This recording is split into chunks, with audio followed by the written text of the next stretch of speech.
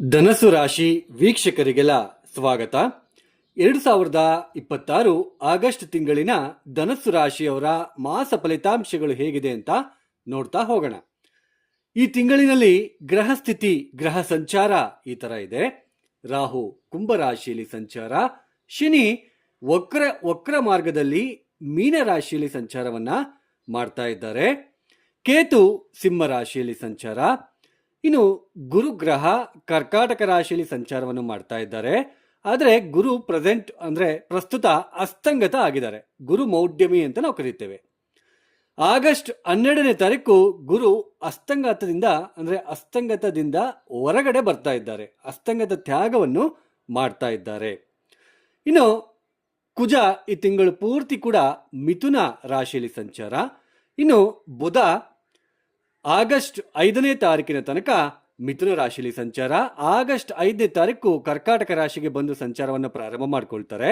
August 5ನೇ ತಾರೀಕಿನಿಂದ August 22ನೇ ತಾರೀಕಿನ ತನಕ ಮಾತ್ರ ಕರ್ಕಾಟಕ ರಾಶಿಯಲ್ಲಿ ಸಂಚಾರ. ನಂತರ ಅವರು ಸಿಂಹ ರಾಶಿಗೆ ಪ್ರವೇಶವನ್ನು ಮಾಡ್ತಾರೆ. ಆಗಸ್ಟ್ 22ನೇ ತಾರೀಕು ಸಿಂಹ ರಾಶಿಗೆ ಪ್ರವೇಶವನ್ನು ಮಾಡ್ತಾರೆ.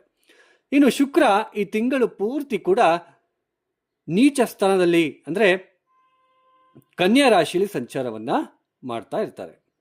ಎಲ್ಲ ಒಂದು ಗ್ರಹ ಸಂಚಾರ ರೀತ್ಯ ಧನಸ್ಸು ರಾಶಿಯವರಿಗೆ ಮುಖ್ಯವಾಗಿ ಧನಸ್ಸು ರಾಶಿಯವರಿಗೆ ನಿಮಗೆ ಒಂದು ಮಾತನ್ನು ಹೇಳಲೇಬೇಕು. ಸಾಕಷ್ಟು ಜನ ರಾಶಿ ಫಲಿತಾಂಶ ಅಂತಂದ್ರೆ ತುಂಬಾನೇ ಇದರ ಮೇಲೇನೆ ಅವಲಂಬಿತರಾಗಿರ್ತಾರೆ, ಡಿಪೆಂಡ್ ಆಗಿರ್ತಾರೆ. ಇದ್ರ ಬಗ್ಗೆ ನಾನು ನಿಮಗೆ ಒಂದು ಕನ್ಕ್ಲೂಷನ್, ಒಂದು ಮಾಹಿತಿಯನ್ನ ಕೊಡಲೇಬೇಕು. ಯಾಕೆಂದ್ರೆ ನೀವು ಕೂಡ ಅರ್ಥ ಮಾಡ್ಕೋಬೇಕು. ನೋಡಿ, ರಾಶಿ ಅಂದ್ರೇನು? ಚಂದ್ರ. ನಾವು ಹುಟ್ಟಿದಾಗ ಚಂದ್ರ ಯಾವ ಮನೆಯಲ್ಲಿ ಇರ್ತಾರೋ ಅದು ನಮಗೆ ಜನ್ಮ ರಾಶಿ ಆಗುತ್ತೆ. ಚಂದ್ರ ಅಂದ್ರೆ ಯಾರು? ಮನಸ್ಸು ಕಾರಕ. ಆ ಮನಸ್ಸು ಕಾರಕ ಚಂದ್ರನಿಂದ ಗ್ರಹಗಳು ಒಂದೊಂದು ರಾಶಿಗೆ ಬದಲಾವಣೆ ಆಗ್ತಾ ಇರ್ತಾರೆ, ಚಲಿಸ್ತಾ ಇರ್ತಾರೆ. ಆ ಥರ ಚಲಿಸ್ತಾ ಇರಬೇಕಾಗ್ಲಿಲ್ಲ, ನಮಗೆ ಮನಸ್ಸಿಗೆ ಸ್ವಲ್ಪ ಶುಭ ಒಂದು ಸ್ಥಾನಕ್ಕೆ ಗ್ರಹಗಳು ಬಂದಾಗ ಮನಸ್ಸಿಗೆ ಉಲ್ಲಾಸ, ಸಂತೋಷ ಅನ್ನೋದು ಇರುತ್ತೆ. ಅಶುಭ ಸ್ಥಾನದಲ್ಲಿ ಸ್ವಲ್ಪ ಗ್ರಹಗಳು ಬಂದಾಗ ಈ ತರ ಅರ್ಧಾಷ್ಟಮ ಶನಿ, ನಿಮಗೆ ಇವಾಗ ಧನುಸ್ಸು ರಾಶಿಯವರಿಗೆ ಅರ್ಧಾಷ್ಟಮ ಶನಿ ನಡೀತಾ ಇದೆ. ಚಂದ್ರಾತ್ ಮನಸ್ಸು ಕಾರಕನಿಂದ ಕೇಂದ್ರ ಸ್ಥಾನದಲ್ಲಿ ಶನಿ ಬಂದಾಗ ಒಂದು ಬಾಧೆ ಅನ್ನೋದಿರುತ್ತೆ. ಮನಸ್ಸಿನಲ್ಲಿ ಏನೋ ಒಂದು ತಿಳಿಯದ ಗೊಂದಲಗಳು, ಮನಃಶಾಂತಿ ಕಡಿಮೆ ಆಗ್ತಕ್ಕಂಥದ್ದು ಈ ತರ ಇರುತ್ತೆ. ಅದು ನಮ್ಮ ಮನಸ್ಸಿನಲ್ಲಿ ಆಗ್ತಕ್ಕಂತಹ ಬದಲಾವಣೆಗಳು ಮಾತ್ರ. ಈಗ ಫಾರ್ ಎಕ್ಸಾಂಪಲ್, ಚಂದ್ರನಿರುವ ರಾಶಿಯಿಂದ ಶುಕ್ರ ಏನಾದರೂ ಚತುರ್ಥ ಸ್ಥಾನಕ್ಕೆ ಬಂದಾಗ ಮನೆ ತಗೋಬೇಕು, ವಾಹನ ತಗೋಬೇಕು ಅಂತ ಮನಸ್ಸಲ್ಲಿ ಬರುತ್ತೆ. ಬಟ್ ಅದನ್ನ ಮನಸ್ಸಿನಲ್ಲಿ ಬಂದಿರತಕ್ಕಂಥದ್ದನ್ನ ಪ್ರಾಕ್ಟಿಕಲ್ ಆಗಿ, ಪ್ರಾಯೋಗಿಕವಾಗಿ ನಾವು ಮಾಡ್ತೀವಾ ಇಲ್ವಾ ಅನ್ನೋದು ನಮ್ಮ ಜಾತಕ ಹೇಳುತ್ತೆ. ಜಾತಕ ತುಂಬಾ ಮುಖ್ಯ. ನೋಡಿ, ಇದೇ ತರಹ ಸ್ವಲ್ಪ ಇನ್ನೊಂದನ್ನು ನಾನು ನಿಮಗೆ ಹೇಳಲೇಬೇಕು. ನಮ್ಮ ಜಾತಕ ರೀತ್ಯ ಕರ್ಮ ಜಾಸ್ತಿ ಇದ್ದಾಗ, ಗ್ರಹ ಸ್ಥಿತಿಗಳು ಚೆನ್ನಾಗಿಲ್ಲ, ತುಂಬಾ ತೊಂದರೆಲಿರ್ತವೆ, ಗ್ರಹಗಳು ಸ್ಥಾನಗಳು ಸರಿಯಿಲ್ಲ, ಬಲಹೀನ ಆಗಿದ್ದಾರೆ ಅಂತಂದ್ರೆ ಅದನ್ನು ನಾವು ಕರ್ಮ ಅಂತ ನಾವು ಕರಿತೀವಿ. ಆಗ ಅಂತಹ ವ್ಯಕ್ತಿಗೆ ಜ್ಯೋತಿಷ್ಯದಿಂದನೂ ಕೂಡ ಅಷ್ಟೊಂದು ಉಪಯೋಗ ಆಗುವುದಿಲ್ಲ. ನೆನಪಲ್ಲಿಟ್ಕೊಳ್ಳಿ. ನಿಮಗೆ ರಾಶಿ ಅಂದ್ರೆ ಗೊತ್ತಾಯ್ತು. ಚಂದ್ರ ಯಾವ ಮನೇಲಿ ಇರ್ತಾರೋ ಅದನ್ನ ನಾವು ರಾಶಿ ಅಂತ ಕರಿತೀವಿ. ಅದು ನಮ್ಮ ಮನಸ್ಸು ಆಗಿರುತ್ತೆ. ಆ ಮನಸ್ಸಿನಿಂದ, ಆ ಚಂದ್ರನಿಂದ ಗ್ರಹಗಳು ಒಂದೊಂದೇ ಬದಲಾವಣೆ ಆದಂತೆಲ್ಲ ನಮ್ಮ ಮನಸ್ಸಿನಲ್ಲಿ ತೊಂದರೆಗಳು, ಆತಂಕಗಳು, ಎಮೋಷನಲಿ ದುಃಖ ಆಗ್ತಕ್ಕಂಥದ್ದು, ಆತಂಕವನ್ನು ನೋಡ್ಬೇಕಾಗಿರ್ತಕ್ಕಂಥದ್ದು ಪರಿಸ್ಥಿತಿಗಳು ಬರ್ತಾ ಇರುತ್ತೆ. ಮನಸ್ಸಿನಲ್ಲಿ ಸ್ವಲ್ಪ ಬದಲಾವಣೆಗಳನ್ನು ನೋಡ್ತೀವಿ, ನಮ್ಮ ಮನಸ್ಸಿಗೆ ತೊಂದರೆಗಳಾಗ್ತಾ ಇರುತ್ತೆ, ಮನಃಶಾಂತಿ ಇರೋದಿಲ್ಲ.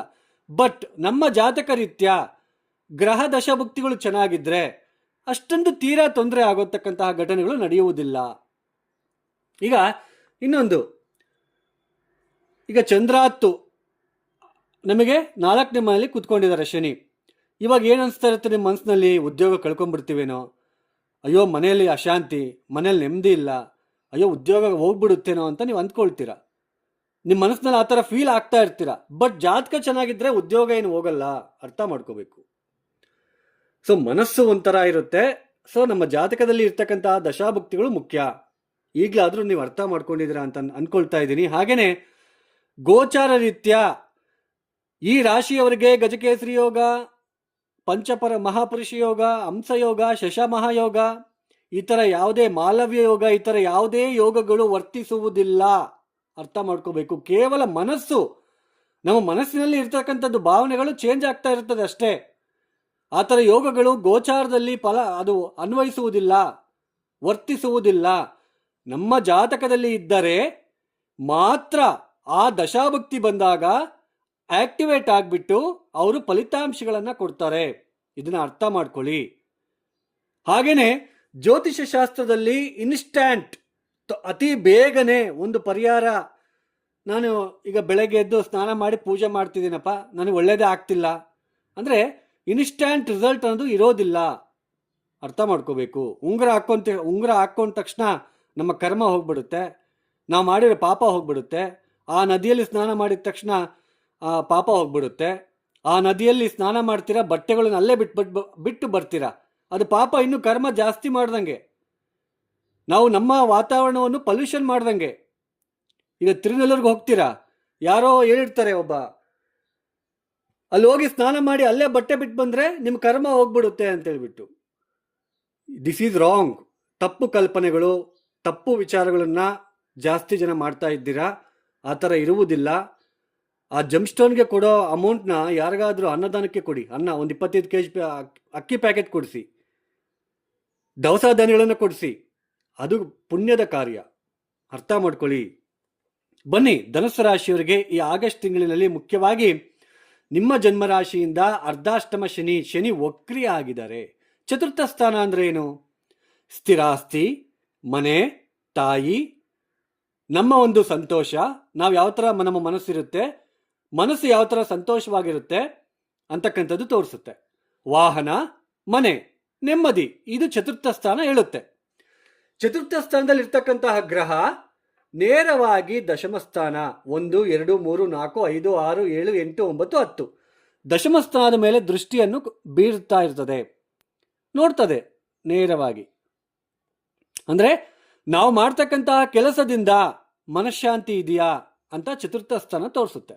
ಅಂದರೆ ಹಾಗೆ ಚಂದ್ರನಿರುವ ಸ್ಥಾನದಿಂದ ಕೇಂದ್ರ ಸ್ಥಾನಕ್ಕೆ ಶನಿಯಂತಹ ಗ್ರಹ ಬಂದು ವಕ್ರಿ ಆದಾಗ ನೋಡಿ, ಯಾವುದೋ ಒಂದು ವಿಷಯ ಬಗ್ಗೆ, ಸ್ಥಿರಾಸ್ತಿ ಆಗಿರ್ಬೋದು, ತಾಯಿಯ ಆರೋಗ್ಯದಲ್ಲಾಗಿರ್ಬೋದು, ನಿಮ್ಮ ಆರೋಗ್ಯದಲ್ಲಾಗಿರ್ಬೋದು, ಉದ್ಯೋಗದ ವಿಚಾರದಲ್ಲಾಗಿರ್ಬೋದು, ಯಾವುದೋ ಒಂದು ವಿಚಾರದಲ್ಲಿ ಎಮೋಷನಲಿ ಫೀಲ್ ಆಗ್ತಾ ಇರ್ತೀರಾ. ದ್ವಂದ್ವ ಮನಸ್ಸಿನಲ್ಲಿ ಚಿಂತೆಗಳು, ಭಯ, ಆಂತರಿಕವಾಗಿ ಭಯ, ತೊಂದರೆಗಳು ಅನ್ನಿಸ್ತಾ ಇರ್ತಕ್ಕಂಥದ್ದು, ತುಂಬ ಈ ಥರ ಮನಸ್ಸಿಗೆ ಅಸಂತೋಷ, ದುಃಖ, ಮನಸ್ಸಿನಲ್ಲೇ ಕೊರಗು, ಈ ಥರ ಇರುತ್ತೆ.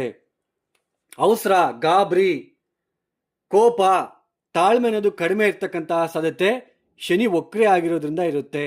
ನೀವೆಲ್ಲ ನೋಡ್ತಾ ಇದ್ದೀರಾ, ಶನಿ ವಕ್ರಿ ರಿಸಲ್ಟ್ನ ಒಂದೊಂದು ರಾಶಿಗೆ ಹಾಕ್ತಾ ಇದ್ದಾರೆ.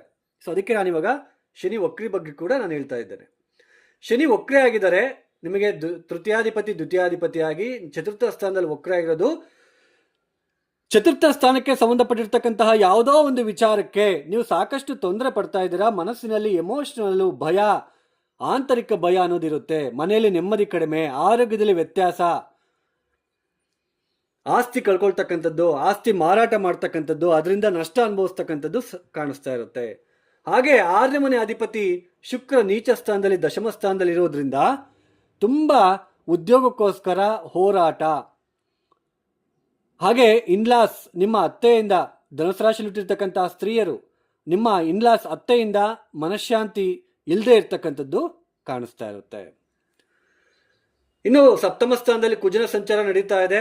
ಇದು ಸ್ವಲ್ಪ ಬೇಗನೆ ಕೋಪ, ನಿಮ್ಮ ಹತ್ತಿರದ ಸಂಬಂಧಿಗಳ ಜೊತೆ ಸ್ವಲ್ಪ ಬೇಗನೆ ಕೋಪ ಮಾಡ್ಕೊಳ್ತಕ್ಕಂಥದ್ದು, ಅವರ ಜೊತೆ ಭಿನ್ನಾಭಿಪ್ರಾಯಗಳು, ಮನಸ್ಪರ್ಧೆಗಳು ಬರ್ತಕ್ಕಂತಹ ಒಂದು ಸಾಧ್ಯತೆಗಳು ಇರುತ್ತೆ.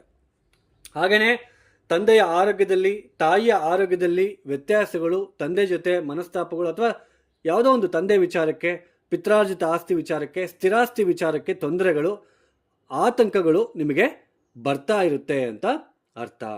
ಅಂದರೆ ಧನುಸ್ಸು ರಾಶಿಯವರಿಗೆ ಈ ತಿಂಗಳು ಪೂರ್ತಿ ಕೂಡ ಮಿಶ್ರ ಫಲಿತಾಂಶ, ಮಿಶ್ರ ವಾತಾವರಣ ಇರುತ್ತೆ. ಮನಸ್ಸಿನಲ್ಲಿ ಆತಂಕ, ತೊಂದರೆ, ತಾಪತ್ರಯ, ಉದ್ಯೋಗದಲ್ಲಿ ತೊಂದರೆಗಳು, ಸಡನ್ ಆಗಿ ಕೆಲಸ ಬಿಟ್ಟು ಬರ್ತಕ್ಕಂಥದ್ದು. ಇನ್ನೊಂದು ಕಿವಿ ಮಾತನ್ನ ಹೇಳ್ತೇನೆ. ಈಗ ನಿಮ್ಮ ಜಾತಕ ರೀತ್ಯ ಶನಿ ಮಹಾದಶ ನಡೀತಾ ಇದೆ ಒಬ್ಬ ವ್ಯಕ್ತಿಗೆ. ಶನಿ ನೇರ ಮಾರ್ಗದಲ್ಲಿ ಸಂಚಾರವನ್ನು ಮಾಡಬೇಕಾದ್ರೆ ನೀವು ಹುಟ್ಟಿದಿರ. ಶನಿ ವಕ್ರಿ ಆದಾಗ ನೀವು ಹುಟ್ಟಿಲ್ಲ, ಅರ್ಥ ಮಾಡ್ಕೋಬೇಕು. ನೇರ ಮಾರ್ಗದಲ್ಲಿ ನೇರ ಮಾರ್ಗದಲ್ಲಿ ಸಂಚಾರ ಮಾಡಬೇಕಾದ್ರೆ ಹುಟ್ಟಿದ್ದೀರಾ ಅಂತ ಇಟ್ಕೊಳ್ಳೋಣ. ಶನಿ ಮಹಾದಶ ನಡೀತಾ ಇದೆ. ಶನಿ ಮಹಾದಶ ನಡೀತಾ ಇದೆ.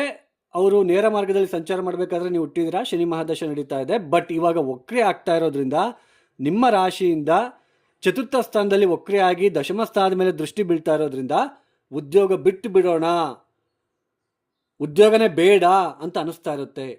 ಈ ಥರ ನೀವು ಸ್ವಲ್ಪ ಯೋಚನೆ ಮಾಡಬೇಕು. ನಿಮ್ಮ ರೆಸ್ಪಾನ್ಸಿಬಿಲಿಟಿನ, ಡ್ಯೂಟೀಸ್ನ ತಪ್ಪಿಸ್ಕೊಳೋದಕ್ಕೆ ಹೋಗಬಾರ್ದು. ಇಲ್ಲ ಅಂದರೆ ಸ್ವಲ್ಪ ತಪ್ಪುಗಳು ಮತ್ತೆ ಬೇಗ ಕೆಲಸ ಸಿಗೋಲ್ಲ. ಡಿಸೆಂಬರ್ ತನಕ ಮತ್ತೆ ನಿಮಗೆ ಕೆಲಸ ಸಿಗೋದಿಲ್ಲ. ಅರ್ಥ ಮಾಡ್ಕೋಬೇಕಾಗುತ್ತೆ. ನಿಮ್ಗೆ ಅರ್ಥ ಆಗಿದೆ ಅಂತ ಅಂದ್ಕೊಳ್ತಾ ಇದ್ದೀನಿ. ನಿಮಗೆ ಶನಿ ಮಹಾದಶ ನಡೀತಾ ಇಲ್ಲ, ಬೇರೆ ಯಾವುದೋ ದಶ ನಡೀತಾ ಇದೆ. ಆವಾಗ ಶನಿಯಿಂದ ಅಷ್ಟೊಂದು ಏನು ನಿಮಗೆ ತೀರಾ ತೊಂದರೆಗಳು ಇರೋದಿಲ್ಲ. ಅರ್ಥ ಮಾಡ್ಕೋಬೇಕು. ಸೊ ಒಟ್ಟಾರೆಯಾಗಿ ಸ್ವಲ್ಪ ಧನುಸು ರಾಶಿಯವರಿಗೆ ಸ್ವಲ್ಪ ಆತಂಕ, ಸ್ವಲ್ಪ ತೊಂದರೆಗಳು ಇರುತ್ತೆ. ಈ ಧನುಸು ರಾಶಿಯವರು ತಪ್ಪದೆ ಕಾಲಭೈರವ ಗಾಯತ್ರಿ ಮಂತ್ರ ಪಠನೆ ಮಾಡಬೇಕು. ಕಾಲಭೈರವ ಗಾಯತ್ರಿ ಮಂತ್ರ ಪ್ರತಿನಿತ್ಯ ಸಾಯಂಕಾಲ ಪ್ರದೋಷ ಕಾಲದಲ್ಲಿ ಎಳ್ಳು ಬತ್ತಿಯನ್ನು ಕಾಲಭೈರವ ದೇವಸ್ಥಾನದಲ್ಲಿ ಮಾತ್ರ ಹಚ್ಚಿಬಿಟ್ಟು ಬರಬೇಕು. ಇನ್ನು ಯಾರೆಲ್ಲ ಈ ವಿಡಿಯೋನ ನೋಡ್ತಾ ಇದ್ದೀರಾ, ನಿಮ್ಗೆ ಇಷ್ಟ ಆಗಿದ್ರೆ ಮಾತ್ರ ಲೈಕ್ ಮಾಡಿ, ಶೇರ್ ಮಾಡಿ, ಸಬ್ಸ್ಕ್ರೈಬ್ ಮಾಡ್ಕೊಳ್ಳಿ. ಅದರ್ವೈಸ್ ಜಸ್ಟ್ ಸ್ಕಿಪ್ ಮಾಡಿಬಿಡಿ, ತಲೆನೇ ಕೆಡಿಸ್ಕೊಳ್ಳೋದಕ್ಕೆ ಹೋಗಬೇಡಿ. ಯಾಕೆಂದರೆ ನಿಮಗೆ ಈ ಥರ ಗಜಕೇಸರಿ ಯೋಗ ಐತೆ, ನೀವು ಕೋಟಿಗಳೇ ಸಂಪಾದಿಸ್ತೀರಾ ಅಂತ ಹೇಳಿದ್ರೆ ಮಾತ್ರ ಆ ಕ್ಷಣಕ್ಕೆ ಖುಷಿ ಪಟ್ಕೊಂಡು ವಿಡಿಯೋ ಸ್ಕಿಪ್ ಮಾಡಿ ಆರಾಮ್ಸೆ ಚೆನ್ನಾಗೈತೆ ಅಂತ ಅಂದ್ಕೊಂಡು ಸುಮ್ಮನೆ ಬಂದ್ಬಿಡ್ತೀರ. ಸೊ ಆ ಥರ ಇಲ್ಲ. ವಾಸ್ತವತೆ ಅಂದರೆ ಪ್ರಾಯೋಗಿಕವಾಗಿ ನಿಮಗೆ ಅರ್ಥ ಮಾಡಿಸೋ ಪ್ರಯತ್ನ ಮಾಡ್ತಾ ಇದ್ದೇನೆ. ಇನ್ನು ಯಾರಿಗಾದರೂ ಆಸ್ಟ್ರಾಲಜಿ ಕನ್ಸಲ್ಟೇಷನ್ ಬೇಕು ಅಂತಂದರೆ ಡಿಸ್ಪ್ಲೇ ಆಗ್ತಿರೋ ನಂಬರ್ಗೆ ನೇರವಾಗಿ ಕರೆಯನ್ನು ಮಾಡಬಹುದು. ಸರ್ವೇ ಜನೋ ಸುಖಿನೋ ಭವಂತು. ಧನ್ಯವಾದಗಳು. ಜೈ ಶ್ರೀರಾಮ್.